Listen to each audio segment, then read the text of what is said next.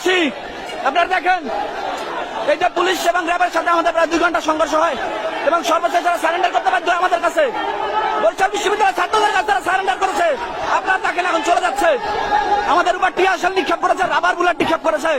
আমরা আমাদের যথাযথ চেষ্টা করে এদেরকে প্রতিহত করেছি। এখন দেখেন হিজড়ার মতো ওদের লিখিত দিয়ে যাইতে হবে, সারেন্ডার কপি লিখিত দিয়ে যাইতে হবে, লিখিত দিতে হইবে, লিখিত দিতে হইবে।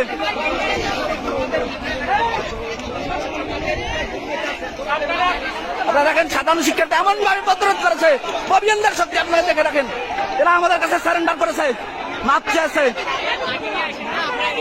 আপনাদের লিখিত তো দেবে, তো লিখিত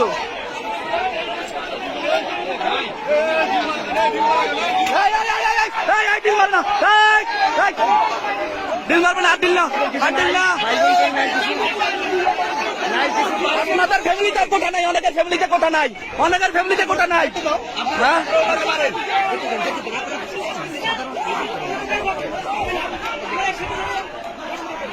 দেখছেন আপনারা, এই হিজড়ার গোষ্ঠী ববিয়ানদের কাছে পরাজিত হয়ে সারেন্ডার করেছে এবং আমাদের সবাইকে ডেকে তারা স্বীকার করেছে যে আমরা আসলে চলে যাচ্ছি এবং তারা হচ্ছে ক্যাম্পাস থেকে চলে যাচ্ছে। এখন জানি না তাদের কোনো দুর্বসন্ধি আছে কিনা পরবর্তীতে।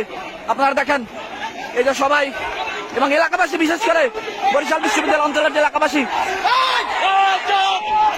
বরিশাল বিশ্ববিদ্যালয় এলাকাবাসী ডিল মারে কেন, আবার ডিল মারে কেন, আবার ডিল মারে কেন? এবার খেয়াল রাখেন বাইরে থেকে কেউ যেন ডিল মারতে পারে না পারে। আপনারা দেখেন তারা চলে যাচ্ছে। এখন আমরাও মোটামুটি শান্ত। এখন এলাকাবাসী আমাদেরকে যথেষ্ট সহায়তা করেছে। এই বরিশাল দপদপিয়া ইউনিয়নের এলাকাবাসী, বরিশাল বিশ্ববিদ্যালয়ের আশেপাশের এলাকাবাসী, তারা আমাদের সর্বোত্তম সহযোগিতা করেছে। তাদের কাছে আমরা আসলেই কৃতজ্ঞ। এবং এই যে র্যাব, পুলিশ, তারা আমাদের কাছে সারেন্ডার করতে বাধ্য হয়েছে। তারা কিন্তু এখন ক্যাম্পাস ছেড়ে চলে যাচ্ছে।